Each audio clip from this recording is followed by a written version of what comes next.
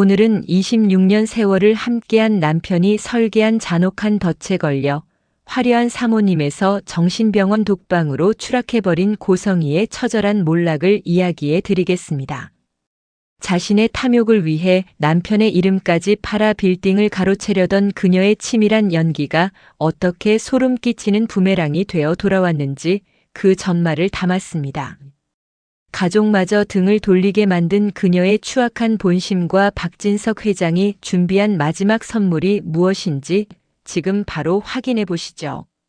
구독과 좋아요를 눌러주시면 영상 제작에 큰 힘이 됩니다. 그리고 좋아요를 눌러주신 모든 분들, 오늘 하루 행운이 찾아올 거예요. 차가운 대리석 바닥 위에 무릎을 꿇은 고성희의 모습은 마치 비에 젖은 가련한 꽃 한 송이 같았습니다. 고성희는 고개를 땅에 닿을 듯 숙이고는 금방이라도 끊어질 듯 가녀린 목소리로 말합니다. 여보, 내가 정말 죽을 죄를 지었어. 나 한 번만 용서해주면 안 될까?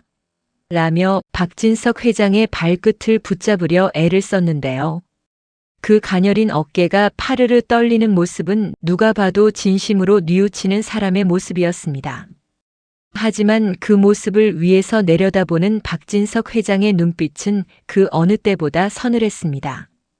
박진석 회장은 손에 든 경제신문을 단 한 줄도 읽지 않으면서도 고성희를 향해 시선 한 자락 주지 않았습니다. 그 침묵이 어찌나 무거웠던지 거실의 공기마저 얼어붙는 것 같았는데요. 고성희는 눈물이 뺨을 타고 흘러내려 바닥에 얼룩을 남기는 와중에도 진심으로 빌러왔어. 나 정말 이제 당신 옆에서 죽은 듯이 헌신하며 살게. 우리 성재, 우진이, 영나한테도 잘못했던 엄마 노릇 다 할게라며 울부짖었습니다. 하지만 이 처절한 고백 뒤에 숨겨진 고성희의 진짜 본심은 독이 든 성배와 같았습니다. 박진석 회장은 이미 고성희라는 여자의 영혼 속에 무엇이 들어있는지 훤히 꿰뚫고 있었던 것이죠. 박진석 회장은 아주 천천히 신문을 접으며 입을 열었습니다. 당신은 돈과 권력이 아니면 숨도 못 쉬는 사람이잖아. 지금 이 연기도 결국 바닥으로 떨어진 내 처지가 무서워서 하는 쇼 아니야? 라고 날카롭게 쏘아붙였는데요. 그 말에 고성희는 억장이 무너지는 듯한 표정을 지으며 가슴을 쥐어뜯었습니다. 아니야.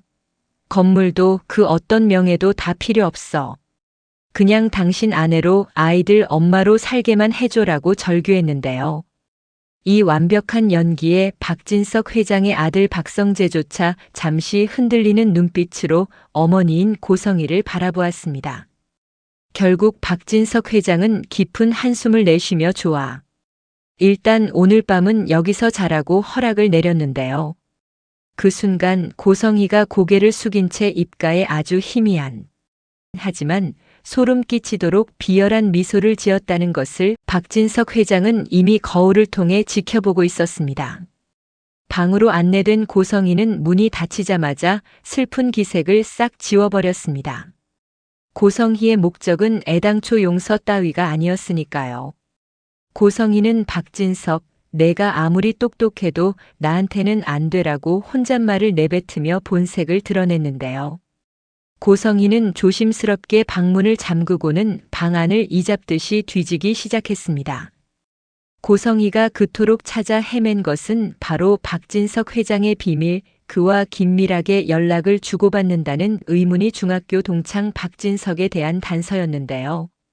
사실 이 중학교 동창 박진석은 고성희가 남편 몰래 비자금을 세탁하기 위해 청담동 빌딩을 증축할 때 자금 세탁을 도와주겠다던 최 실장이 소개해준 유령 투자자의 이름이기도 했습니다.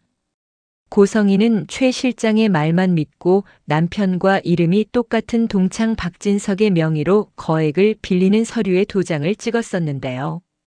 그녀는 남편의 이름이 방패막이가 되어줄 거라 믿으며 빌딩에 거액의 근저당이 잡히는 것도 대수롭지 않게 여겼습니다.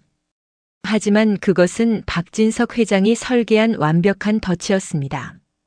박 회장은 이미 경제적으로 몰락한 동창 박진석의 명의를 합법적으로 빌려 고성희의 빌딩에 근저당을 설정했고 그 채권의 권리를 슈조이그룹 산하법인으로 몰래 양도받아둔 상태였던 것이죠. 고성희는 서랍장 깊숙한 곳부터 옷장까지 뒤지며 이 근저당 설정을 무효로 할 약점을 찾으려 혈안이 되어 있었지만 아무것도 나오지 않자 입술을 깨물며 내일 아침이면 반드시 꼬리를 잡고 말겠어라고 다짐하며 증오 섞인 눈으로 천장을 노려보았습니다. 다음 날 아침 7시 고성희는 이른 새벽부터 앞치마를 두르고 주방에서 분주하게 움직였습니다. 마치 평생을 가정주부로 살아온 사람처럼 아침 식사를 준비하며 박진석 회장의 환심을 사려 했는데요.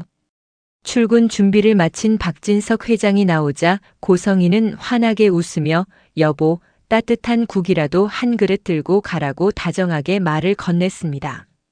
하지만 박진석 회장은 고성희의 정성이 담긴 음식을 거들떠보지도 않은 채 회사에서 처리할 일이 많아. 밥은 됐으니 당신은 집 청소나 똑바로 해둬라고 냉담하게 잘라 말했습니다. 박진석 회장이 욕실로 들어가는 소리가 들리자마자 고성희의 눈빛은 순식간에 사냥감을 노리는 맹수처럼 변했습니다. 거실 탁자 위에 놓인 박진석 회장의 휴대폰이 고성희의 눈에 들어온 것이죠. 고성희는 주변을 살피며 숨을 죽이고 휴대폰을 낚아챘습니다. 지문 인식까지 뚫고 들어간 고성희의 손가락은 미친 듯이 연락처 목록을 훑어내려갔고 마침내 박진석이라는 이름으로 저장된 의문의 번호를 발견해냈습니다. 고성희는 희열에 찬 표정으로 자신의 휴대폰에 그 번호를 옮겨 찍었고 박진석 회장이 욕실에서 나오기 직전 간발의 차로 휴대폰을 제자리에 돌려놓았습니다. 박진석 회장이 출근을 위해 집을 나서자 고성희는 곧바로 의문의 남자에게 전화를 걸었습니다. 내가 보낸 번호 지금 당장 위치 추적해. 그 인간이 어디에 숨어 있는지 보고해. 고성희는 곧바로 짐을 싸서 집을 나섰고 심부름꾼으로부터 위치 추적 결과가 나왔다는 문자를 받자마자 택시를 잡아탔습니다.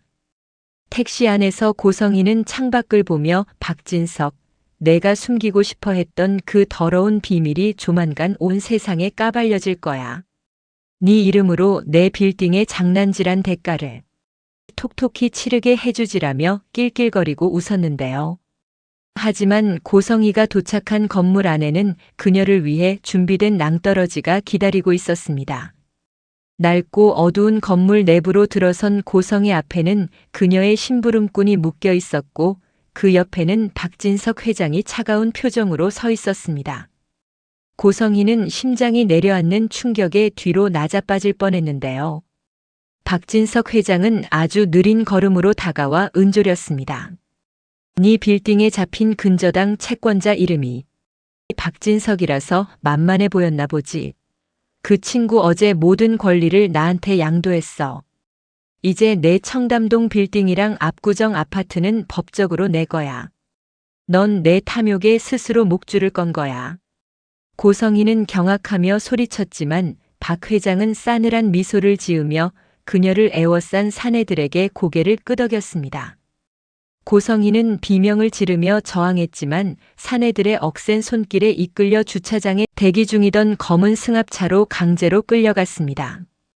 차창 밖으로 멀어지는 건물을 보며 고성희는 정신없이 소리를 질렀지만 차가 멈춰 선 곳은 이름도 생소한 외딴 곳의 정신병원이었습니다. 나 미친 사람 아니야. 박진석, 이 나쁜 자식아. 이거 나. 라고 울부짖는 고성희의 목소리는 병원의 차가운 흰 벽에 부딪혀 공허하게 흩어질 뿐이었는데요. 병원 관계자들은 고성희를 이미 중증 환자로 분류하여 강제로 진정제를 주사하고 차가운 독방에 가두어 버렸습니다. 26년 동안 화려한 날들을 누려왔던 사모님 고성희의 인생이 단 하룻밤의 헛된 욕망 때문에 영원히 빛이 들지 않는 감옥으로 전락해버린 순간이었습니다. 그날 저녁 박진석 회장의 저택 거실은 기괴할 정도로 정적만이 감돌았습니다. 아들 박성재는 소파에 앉아 굳은 표정으로 아버지를 기다리고 있었는데요. 박진석 회장이 들어오자 박성재는 떨리는 목소리로 아버지, 정말 어머니를 그렇게 보내야만 하셨나요? 라고 물었습니다. 박진석 회장은 무거운 외투를 벗으며 대답했습니다. 성재야, 고성희는 더 이상 네 어머니가 아니다. 그 여자는 26년 동안 내 곁에 있었지만 단 한 번도 나를 진심으로 대한 적이 없었어. 자신의 욕심을 채우려고 내 이름까지 팔아 빌딩을 불리려던 여자야. 박진석 회장의 눈에는 분노와 함께 지독한 슬픔이 서려 있었는데요. 사랑했던 아내를 제 손으로 파멸시켜야 했던 한 남자의 처절한 고통이 박성재의 가슴에도 그대로 전달되는 것 같았습니다. 이 비극적인 소식은 곧바로 딸 박영나에게도 전달되었습니다. 오빠 박성재로부터 소식을 들은 박영나는 휴대폰을 떨어뜨릴 뻔했는데요. 하지만 이내 눈물을 닦으며 차갑게 말했습니다. 나한테 이제 엄마는 죽은 사람이야. 내 가족은 아빠와 오빠들 뿐이야. 박영나는 어머니 고성희가 보여준 그 추악한 탐욕에 이미 진절머리가 난 상태였던 것이죠. 박성재는 그런 동생을 위해 아무런 말도 해줄 수 없었지만 그저 묵묵히 동생의 어깨를 감싸 안아주며 함께 울어주었습니다. 가족이라는 이름의 성체가 무너지고 그 잔해 속에서 남겨진 이들은 각자의 상처를 부둥켜 안은 채 기나긴 밤을 보내야만 했습니다. 한편 정신병원의 좁고 차가운 침대 위에 묶인 고성희는 초점 없는 눈으로 천장의 환풍기만을 바라보고 있었습니다. 식사를 가져온 간호사가 식사하세요. 고성희 씨라고 말을 걸어도 그녀는 마치 영혼이 빠져나간 인형처럼 아무런 대꾸도 하지 않았는데요.